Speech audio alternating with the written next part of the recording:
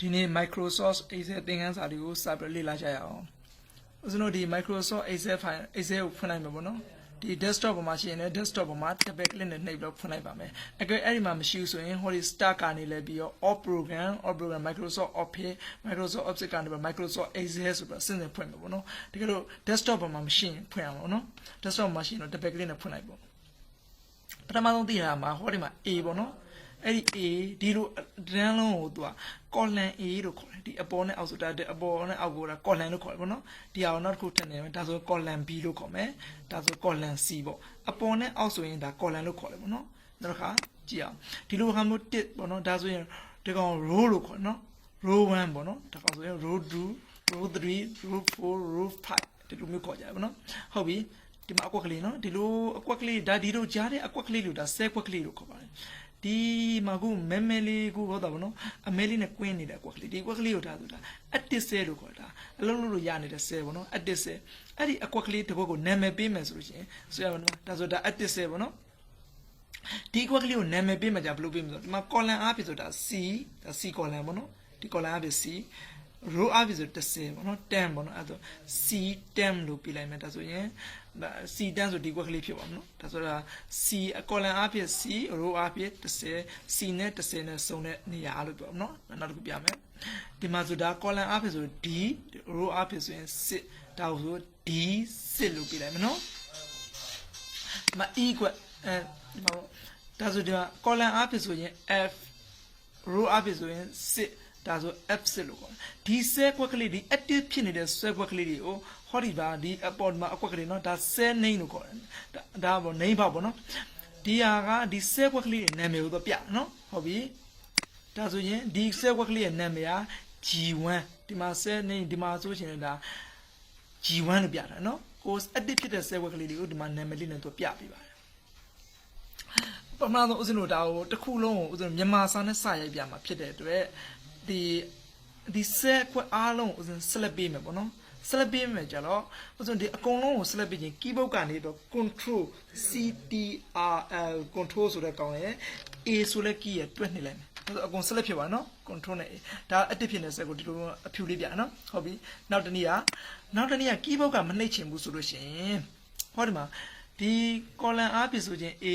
row အားဖြင့်ဆို1 a နဲ့1ရဲ့ဒီဘက် down လေးမှာနော်ဒီမှာဒီ down လေးအဲ့ဒီ down အကွက်ကလေးလွတ်နေလေအကွက်ကလေးอ่ะဟိုတစ်ချက်နှိမ့်လိုက်ရင်လားအကုန်လုံး select ဖြစ်သွားကြည့်လိုက်အကုန် select ဖြစ်သွားနော်အဲ့ဒါဆိုရင်ဒီကနေတော့ဒီလိုရားတဲ့ဒီလိုမျိုး select ပေးလို့လည်းရတယ် keyboard ကနေ select ပေးလို့လည်းရတယ်ဘယ်နေရာပေးလို့ရပါနောက်ဦးဇင်းတို့ကအဲ့ဒီလိုနီးတွေ2နီး3နီးတွေ့လို့ရှိရင်တနီးအလွယ်ဆုံးနီးတစ်နီးကိုပဲဦးဇင်းနေနဲ့ရှင်းပြသွားမှာပါအချိန်နည်းနည်းလေးနဲ့အမြန်ဆုံးတက်အောင်ဖြစ်တော့အလွယ်ဆုံးနီးတစ်နီးကိုပဲရှင်းပြမှာပါဒီပေါ်ဥပမာအဖြစ်ပြောမှာဆိုရင်ကြီးမြင်နိုင်ရနေလည်းပြီးရောရွှေတကုံဖျားကိုသွားမယ်ဆိုရင်အပေါ်လန်းကသွားအောက်လန်းကသွားဘယ်လန်းကသွားညာလန်းကသွားအဓိကရွှေတကုံဖျားကိုရောက်ဖို့တာအဓိကပဲအဲကြောင့်လင်းကားနီးရှိရင်တနီးပဲရှင်းပြမယ်တနီးတိုင်အကုန်ရပြီဟာယူအဲကြောင့်အများကြီးချိန်ကုန်ပြန်ခမရှင်းပြမဟုတ်တော့ပါဘူးဟုတ်ပြီအဲဆိုရင်ဒီမှာဦးဇင်းတို့ဒီဟာအကုန်လုံး select ပေးလိုက်မှာပေါ့နော် select off ဖြစ်ပါတယ် select off ဖြစ်ပြီးဒီကောင်လေးဖောင်းပြောင်းမယ်မြန်မာဖောင်းပြောင်းကျင်တာပေါ့နော်မြန်မာဖောင်းပြောင်းရင်ဟောဒီမှာအပေါ်မှာဒီမှာ select bell ဆိုတာရှိတယ်အဲ့ဒီ select bell လေးကိုနေလိုက်မယ်ဒီမှာဆိုဖောင်းလေးပြောင်းလိုက်ကြာလိုက်နော်အဲ့ဒါဥစဉ်ကကိုဆိုအများသုံးတယ် zoji 1ပေါ့နော် zoji 1ဖောင်းတယ်ဥစဉ်သုံးမယ် zoji 1ဖောင်းပြောင်းလိုက်ပေါ့နော်ဒီမှာ17ကိုဒါဖောင်းအရွယ်စားပေါ့အရွယ်စားကို17ကနေပေါ့ဥစဉ်14လောက်ပြောင်းထားလိုက်မယ်မြန်မာစာဆိုလို့ ਨੇ အဲတချို့ရှေးအရင်ဥစဉ်ဒါကတော့ Excel 2010ပေါ့နော်အရင်ဟာတွေတချို့ဟာတွေကြလို့ရှင်မြန်မာစလုံးအပြည့်မပေါ်လာဒီဖြစ်တတ်တဲ့ဆိုဒီအဆောင်ပုံလေးပါတခါတည်းရွေးပြောင်းလိုက်ပေါ့နော်ဥစဉ်ကတော့အပြည့်ပေါ်တော့မရွေးတော့ပါဘူးဟုတ်ပြီပထမဆုံးဒီအကွက်မှာဥစဉ်စင်ဆိုတဲ့ကနေစပြရိုက်မယ်နော် keyboard ကတော့အရင်ဆုံးမြန်မာစာပြောင်းလို့ control နဲ့ shift ကိုတွန်းနေလိုက်မယ် control ရဲ့ဒီ shift ကတွန်းနေလိုက်ပြီးတော့စင်လို့ဥစဉ်စပြရိုက်မယ်ပေါ့နော်ဒါစင်ပေါ့နော်ဒါစင်လို့ရိုက်ပြီးတော့ဒီမှာဒီစင်ဆိုတဲ့အကွက်ကြီးကျဲနေတယ်နော်အဲ့အကွက်ကလေးကျင်းကျင်တယ်ဒီအကွက်ကလေးကိုဒီလိုကျင်းကျင်တယ်တူဒီမှာ A နဲ့ B ရဲ့ကြားထဲမှာဒီမောက်ကလေးကိုသွားထားမယ်နော်ဒီမှာမောက်ကလေးကိုဒီ A နဲ့ B နဲ့ကြားထဲတို့ရှာမမဲလေးပေါ်နော်အဲ့ဒီလိုပေါ်ဒီဘက်ကလေးကိုဆွဲပြီးတော့ဒီလိုကျင်းလိုက်ရအဲ့ဒါစင်အားစင်ကွက်ပြောနော်စင်ဒီကောင်ကိုဥစဉ်ဒီကွက်မှာကြတော့အဖေဝင်ငွေဒီလိုမျိုးရင်မနော်ဒါအဖေဝင်ငွေထားတယ်နော်အဖေဝင်ငွေ ဒါအိမ်တရင်ဝင်ငွေစရာကိုစတော့ပြန်နော်အဖေဝင်ငွေဆိုဒီမှာဒီဘက်ကျကြောနေနော်အဲ့ဒါဒီ B အကွက်ကလေးကိုကျေအောင်လို့ဒီကနေဒီဘက်ကလေးကိုတူတူလေးဆွဲပြင်မယ်အဖေဝင်ငွေဟုတ်ပြီနော်နည်းနည်းလေးထပ်ချက်ပြလိုက်မယ်ဟုတ်ပြီနော်ဒီကွက်မှာကျတော့အိမ်အသုံးစရိတ်ပေါ့နော်အိမ်အသုံးငွေပေါ့နော်ထားဒါကိုဒီကွက်ကလေးကိုလည်းနည်းကျန်တာပေါ့နော်ဒီကွက်ကလေးကိုနည်းနည်းကြည့်အောင်အိမ်အသုံးငွေကိုဒီလိုမျိုးဆွတ်ချလိုက်မယ်နော်ဒါဆိုအိမ်အသုံးငွေစင်ရဲ့အဖေဝင်ငွေအိမ်အသုံးငွေဒါဆိုလက်ကျန်ငွေပေါ့နော်လက်ကျန်ငွေနမူနာဥမာပြတာနော်လက်ကျန်ငွေဒီလက်ကျန်ငွေပေါက်ကလေးရောလေးနော်ဟုတ်တာဖြစ်နေကျင်းနေတယ်နော်ဒီအောင်လေးဆွတ်ချက်မယ်ဒီနဲ့အီးချမ်းမှာမောက်ကလေးတို့တခြားတော့မောက်တို့လေးဆွဲလိုက်မယ်လိုချင်တော့ကလေးမြတ်တယ်ဒါဆိုဒီနေရနော်ဟုတ်ပြီဒီစင်ရစားလို့ဆိုစင်ကို1 2 3 4 5ဥစဉ်လို့စီဇရက်ကွက်ကိုဒီကိုလိုချင်တာပေါ့နော်အဲ့ဒါမျိုးရိုက်မယ်ဒီမှာအဲ့တော့မြန်မာလိုရိုက်ချင်လို့ရှိရင်မြန်မာလိုရိုက်လိုက်ပေါ့နော်တစ်ဖြစ်ပါနော်ဟုတ်ပြီတော့ဒီတစ်ကလေးကိုဒီအောက်မှာ2 3 4 5 6ဒီလိုအစင်တက်ချင်တော့အစင်တက်ချင်ဒီမှာ1ဒီမှာ2ဒီမှာ3အဲ့လိုရှောက်ရိုက်နေပြင်မယ်နော်အဲ့လိုမရိုက်ဘူးဒီ exit သဘောတရားတလုံးရိုက်ပြတယ်တော့ CD switch ချရအောင်နော်အဲ့ဒါဒီမှာကိုကဒီ CD switch ချခြင်းဒီမှာအပြင် select ပေးလိုက်မယ် select ပေးတယ်ဟောဒီမှာအပေါ်ကမြင်းနဲ့အောက်မြင်းအစုံကြားဒီမှာ asset ကလေးတစ်စက်ရှိနော်အဲ့ဒီ asset ကလေးကိုဟောဒီ mouse ကလေးကိုဆွဲလိုက်ပြီးအဲ့ဒီ asset ကလေးကိုတင်လိုက်မယ်ဒီမှာအပေါင်းလက္ခဏာလေးဖြစ်သွားနော်အပေါင်းလက္ခဏာလေးဖြစ်တော့ keyboard ကနေပေါ့ CTRL control ဆိုတဲ့ key လေးနော် control ဆိုတဲ့ key လေးကိုလက်နဲ့ဖိလိုက်မယ်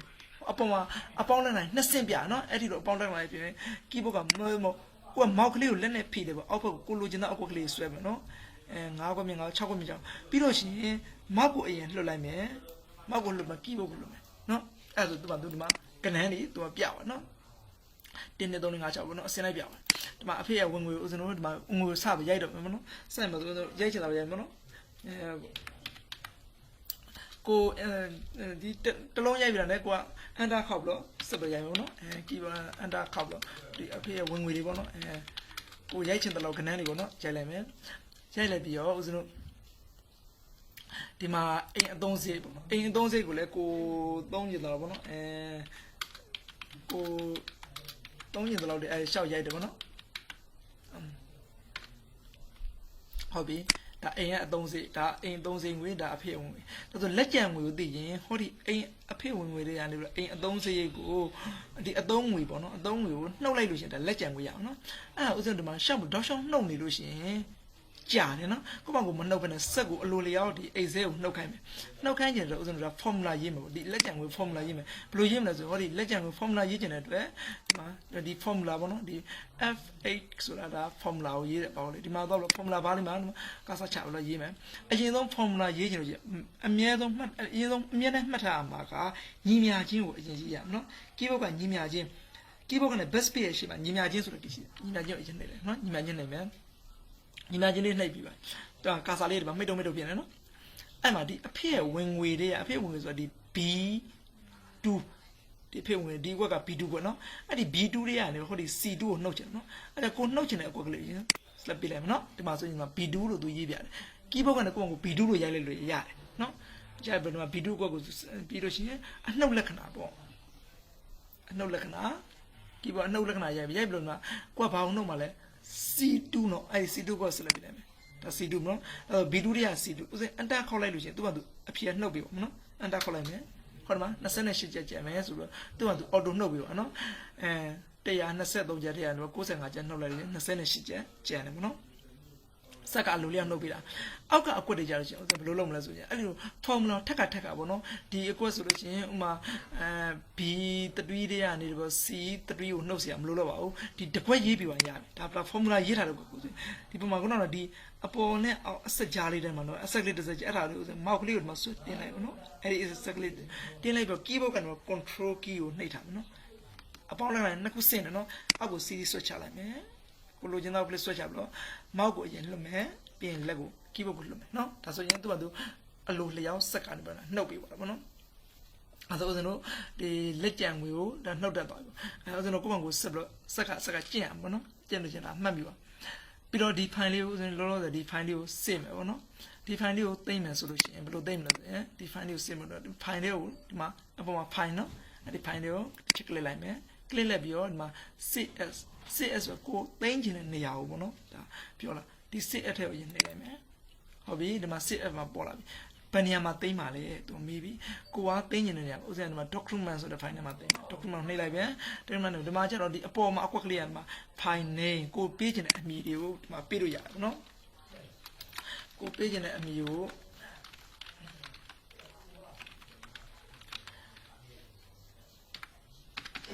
ဒါကိုပေးခြင်းတဲ့ file name လေးတစ်ခုပေးလိုက်ပေါ့နော်ကနန်းလေးကြီးပေးလို့လည်းရတယ်အခရာလေးကြီးပေးလို့လည်းရအကျိတ်တို့ပေးလို့ရတယ်ဒီမှာကျတော့ cs type ပေါ့နော်ဒါ file size file ရဲ့ဘယ်လိုလဲ extension ပေါ့နော်ဘယ်လို file မျိုးစားနဲ့သိမ်းပါလဲဆိုတာဥစဉ်တော့ဒီတိုင်းပေါ့သူပေးထားတဲ့အတိုင်းသိမ်းလို့ရှိရင်အောက်ဥစဉ်ဒီ2010ဆိုအောက်ကနေတော့သူ version နေနဲ့ကောင်လေးဖွင့်လို့မပွင့်ပါပွင့်လာပဲဖြစ်တတ်တယ်နော်ကြောင့်ဥစဉ်တို့ဒီ file extension ပြောင်းမယ်ပေါ့နော် file extension ဟိုမှာ AZ 90 2003 WordPress ဆိုဒီမှာ h s ဆိုတဲ့ file extension နော် .hs အဲ့ဒါကိုစရွေးမယ်နော် .hs နော်ရွေးလိုက်ပြီရွေးပြီးရင်ဒီမှာဥစဉ်တော့ဒါဆိုရင်ရွေးပြတော့ဒီမှာ .hns file ဖြစ်သွားတယ်ဒါဆိုအကုန်ပွင့်ပဲ Microsoft Excel file နဲ့ပဲဖွင့်ဒါပွင့်ပြီနော်ပြီးတော့ဒီကောင်လေးကို Microsoft မှာတော့တမရတဲ့ထူကြလာ Microsoft တော့နဲ့ cap လို့သိမ်းလို့ရနော်တော့နဲ့ cap လို့ဥစဉ်သိမ်းမယ်ဖြစ်တဲ့အတွက် temporary ဒီ save ကိုမနှိပ်ဘူးနော်ဒီ save ပြီးမှ2ဆိုလာရှိတယ်PON2 ဆိုတဲ့ပေါက်ကလေးကိုနှိပ်ချလိုက်မယ်အဲ့ကျအောက်မှာပေါက်ကလေးပေါ်လာနော်အဲ့ဒီမှာ general operation ဆိုတာရှိတယ်နော်ဒီမှာ general operation ဆိုတဲ့ဟာလေးကိုထပ်ပြီးနှိပ်လိုက်ဟုတ်လားပွင့်လာနော်ဝင်လာပွင့်သွားအဲ့ဒီမှာဒီမှာ password ကိုတော့2မျိုးပေးရမယ် password ပထမဆုံး password ကpassword to open ဒါ file ကိုဖွင့်အောင်မဖွင့်ရလဲ password ပါဒီအောက်က password ကတော့ file ကိုပြင်လို့ရလဲ password ပေါ့နော်အဲ့ကြောင့် password ကိုမတူအောင်ပေးရမယ် password to open ပါဒါ file ဖွင့်ဖို့အတွက် password မှာဥစဉ်ဟာ1 2 3 4 5လို့ထည့်လိုက်မယ်နော်ဒုတိယ password ကိုသွားမယ်ဒါကြတော့ဒါ file ကိုပြင်ခွင့်ရလဲ password ပေါ့နော်အဲ့ကြတကောင်1 2 3 4 5 6လို့ပေးလိုက်မယ်ပြီးရင် OK ကိုနှိပ်လိုက်မယ်နော်မတူအောင်ပေးမယ်နော်တူအောင်ပေးရရပါကိုပေးချင်သလိုပေးလို့ရပါတယ် OK နှိပ်လိုက်မယ်ဒါဒီမှာဒီပထမကွက်ပေါ်လာပြီဒီလိုပထမဆုံးပေါ်လာတဲ့အကွက်ကဒီအပေါ်က open file တော့ဒါ password တောင်းလာပေါ့နော် confirm ထပ်လောက်ခိုင်းတာပေါ့နော်အဲ့ဒါဒီအပေါ်ကဥစဉ်တော့ဒီပထမဆုံးပေါ်လာတဲ့ဒီအကွက်မှာပေါ့နော်ဒီအပေါ်1 2 3 4 5ဆိုတာရိုက်လို့ရှင်အဲ့ဒီခါနဲ့အတူရိုက်ရမှာနော်ဒီမှာ ABC ရိုက်လို့ရှင်ဒီမှာ ABC ကိုရိုက်ချင်တာကနဒီမှာပေးထားတဲ့ password နဲ့ဒီမှာအတူရိုက်ရမှာနော်ဒီမှာ1 2 3 4 5ဆိုအပေါ် password နဲ့အတူရိုက်ပြီး OK ထပ်နေလိုက်မယ်နောက်ဘောက်တစ်ခုထပ်ပေါ်လာအောင်မယ်ဟောနောက်တစ်ခုထပ်ပေါ်လာနော်အဲ့ဒီနောက်တစ်ခုပေါ်လာတဲ့ခါကျဒီအောက်က password နဲ့အတူရိုက်ချင်အောင်နော်ဒီမှာဥစဉ်1 2 3 4 5 6ရိုက်တယ်ဒီမှာ1 2 3 5 6ပြင်မယ်1 2 3 4 5 6ပြီးတာနဲ့ OK ပြီးတယ်မယ် OK ပြီးတာဒါဆိုရပါတယ်နော်ဒါဆို save လုပ်လိုက်တော့မယ် save ဒါဆင်ပြေသွားပြီဒီ file လေးကိုပိတ်လို့ရပါပြီဒါပိတ်ပြီနော်ကိုယ့် Microsoft Excel file ပြန်ဖွင့်ပါပေါ့နော် Microsoft Excel ကနေပေါ့ဖွင့်လိုက်မယ်ဖွင့်လိုက်ပြီးတော့ခုနကတော့ကိုယ့် file ကိုခုနတင်ထားတဲ့ file ဆိုပြန်ဖွင့်နေခြင်းနဲ့ပဲ file ကိုနှိပ်မယ်နော် file နှိပ်ပြီးတော့ open ကိုဖွင့်open ဖွင့်ဒီမှာခုနကတော့ဥစဉ်တင်ထားတဲ့ file လေးဒီမှာရောက်တယ်နော်အဲ့ဒီ file လေးကိုဥစဉ် select ရွေးလိုက်ပြီးဒီမှာ open လေးဖွင့်လိုက်မယ်နော်ဒီမှာသူကဒီမှာ password တောင်းပြီနော်ဒီကိုယ့် password ကိုပေးပါတော့ဥစဉ်ပေးထားတဲ့ password ပေါ့နော်ဟိုဒီမှာတောင်းနေ password မသိလို့ရှင်တာဖွင့်ပေးမှာမဟုတ်ဘူးအဲ့ကြောင့်ဥစဉ်တို့ခုနကတော့ပေးထားအရင်ဆုံးပေးတဲ့ password က1 2 3 4 5ကိုဒီမှာ1 2 3 4 5ကိုရ1 2 3 4 5ရိုက်မယ် okay နှိပ်လိုက်မယ်တော့ထပ်တောင်းတယ်ဒီ password ကသူကဒါဒုတိယ password ကိုထပ်တောင်းတာဒါကြတော့ဒုတိယ password ကိုမပေးချင်ဆိုတော့ read only ပေါ့နော် read only ဆိုဒီ file ကိုဖတ်ခွင့်ပဲရမယ်ပြင်ခွင့်မရအောင်ဒါကြတော့ဒုတိယ password ကိုပါထပ်ထည့်လိုက်မယ်ဆိုဒီ file ကိုပြင်လို့လည်းရအောင်နော်အကယ်၍ကို file ကိုသမ ्या ကိုကြည့်အောင်ပဲကြည့်စေချင်တယ်အတွင်းထဲဟာတွေ data တွေတခုမှမပြင်စေချင်ဆိုရင်ပထမဆုံး password ကိုပေးလိုက်နော်အဲ့ဒါ read only နဲ့ဖတ်ရုံပဲဖတ်ရမယ်ဒါကြတော့ကိုကဒုတိယ password ကိုပေးလိုက်လို့ရှိရင်သူပြင်ခွင့်မှာရအောင်နော်ဒီမှာဒုတိယ password ကိုသူတောင်းတယ်ဒုတိယ password ကိုကမထည့်ဘူး read only ရနေပဲကိုတော့မယ်နော်ဒီမှာ read only ကိုပဲနှိပ်လိုက်မယ်ပွင့်သွားနော်ဒီမှာဒါဆိုဒီငကိုမူရင် file ကိုဥစဉ်လို့ပြင်ခွင့်ရမှာမဟုတ်ဘူးဥပမာဆိုကြပါစို့ဒီ65ချက်ဆိုတာဥစဉ်ကပြန်ပြောင်းနိုင်မှာနော်ပြန်ပြောင်းနေတယ်ဒီကောင်ကိုကြိုက်တယ်လို့ပေါ့နော်15ချက်ပဲအိမ်အသုံးစရိတ်ဆိုလို့ပဲသူကပြန်ပြောင်းနိုင်မှာနော်တခါဒီကောင်လည်းဥစဉ်ထပ်ပြီးတော့ပြောင်းနိုင်မှာပေါ့နော်250ဆိုတော့ဥစဉ်ထပ်ပြီးပြောင်းနိုင်မှာနော်အဲ့လိုလေကိုက file data တွေပြောင်းနေလို့ပြောင်းလိုက်တယ်ပြောင်းလို့ချင်းဒီ file ကိုဥစဉ်တော့ဒါသူ့ငကို file ကိုထပ်ပြီးပြောင်းလို့စေ့မယ်နော်စေ့လို့ရုပ်တော့လွတ်လပ်ကူ file ကနေမစေ့ဘဲနဲ့ keyboard ကနေ control နဲ့ s တွက်နေရတယ် ctr control ရဲ့ s ဆိုတဲ့ key တွက်နေလိုက်မယ်နော်ဟောတော့သူစာပေါ်လာပြီသူဒါကိုစေ့မပေးဘူးနော်ဒီမှာဆိုရင်အရှင်သူစိတ်တာနော် is reach only to search a copy, click OK, then gives the wordboard a new name in the search as dialog box. သူကဒါဘာပြောလဲဆိုရှင်ဒီ file ကိုတဲ့ဒီဘောနော်ဖတ်ရုံပဲဖတ်ခွင့်ရမယ်တဲ့ဒီစေလို့မရဘူးတဲ့အဲကြောင့်ဒီ file ကိုတကယ်လို့ခုပြင်းထားတဲ့အတိုင်းစေချင်လို့ရှင်ငကို file ရဲ့ copy တစ်ခုဖြစ်ပွားပြီးတော့ copy ဖြစ်ပဲစေလို့ရမယ်တဲ့စေလို့ရှင်တော့ရမယ်မ copy ဖြစ်ပဲမူရင်း file ကိုတော့စေလို့ရမှာမဟုတ်ဘူးတဲ့အဲ့လိုမျိုးသူကပြန်ပြောတာနော်အဲကြောင့်ကိုကတကယ်လို့မူရင်း file ကိုစေချင်တယ်ဆိုလို့ရှင်တကယ်လို့ကိုက copy ပွားလို့စေချင်တယ်ဆိုရင်တော့ okay နှိပ်လိုက်ပါနော်မစေချင်ဆိုရင်တော့တစ်ချက်ကလေးကိုနှိပ်လိုက်ပါနော် close box လို့နှိပ်လိုက်နော်okay ဆိုရင်ဒါမူရင်း file ဒါအခြား file ပွားဖြစ်သူစေပါမှာပေါ့နော်မစေချင်ဆိုလို့ရှိရင်လည်း cancel ပေါ့နော်ကြိုက်တယ်လို့လုပ်လို့ရပါတယ်အဲဆိုရင်ဦးဇင်းတို့ဒါ Microsoft ကိုဒီနေ့တလောက်ပေါ့နော်နောက်နေ့ကျမှဦးဇင်းအခြားသင်ခန်းစာတွေကိုဆက်လက်တော့ပြင်ပြပေးမှာပါအကယ်၍အခြားသင်ခန်းစာလေးကိုလေ့လာကြည့်လို့ရှိရင်ဦးဇင်းဒီ Facebook အကောင့်ပေါ့နော် Facebook မှာဦးဇင်းဒီအကောင့်ကိုရိုက်ရှာလိုက်ပြီးတော့ပြီးတော့ icon နေပြီးတော့ဆက်ပြီးတော့လေ့လာလို့ရပါတယ်